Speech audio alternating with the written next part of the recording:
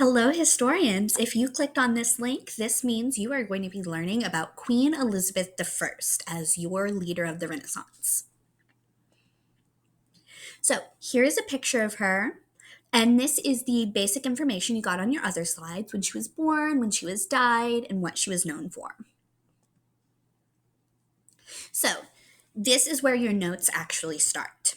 She was born the 7th of September, 1533, and Elizabeth was the daughter of Henry VIII and his second wife, Anne Boleyn.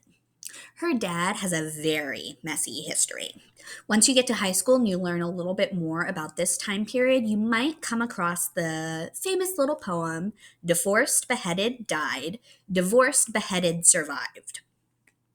And so that is the fate that happened to all of King Henry VIII's wives. So Anne Boleyn was the second, and she actually got divorced and beheaded. So she really did not get the good part of history. When Henry VIII died, he left his 9-year-old son, King Edward VI, to rule England, which was quite a big job for a little boy. But after Edward's untimely death, Henry's eldest daughter, Mary I, reigned until she died in 1558. Finally, it was Elizabeth's turn. The third child of Henry's children to inherit the throne, she was to reign for much longer than her half brother and half sister.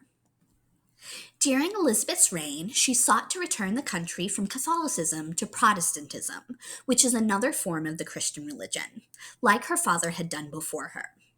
Elizabeth was a very clever, quick-witted ruler and is famed for her great skills of persuasion. She rarely failed to get her own way and surrounded herself with carefully chosen ministers who would help her rule. But Elizabeth also had a reputation for leaving important decisions to the very last minute, much to the annoyance of her ministers.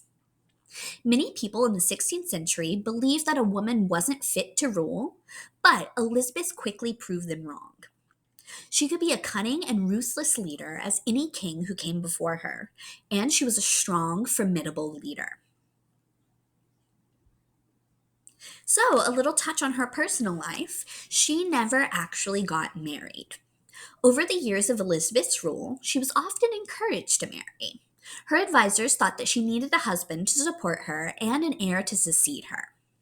In 1566, Parliament even tried to force Elizabeth's hand by refusing to give her any more money until she got married. Elizabeth refused to back down, saying, "I am already bound unto a husband, which is the kingdom of England." And the issue was never raised again. The queen felt strongly about her decisions not to marry.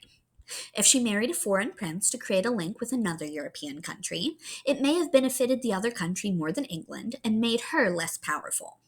If she married an Englishman, it may have caused conflict between her ministers and advisors. So she chose to opt out and not get married at all. So these again are Elizabeth's overall achievements. You are good to go ahead and finish up your notes and start reading the links.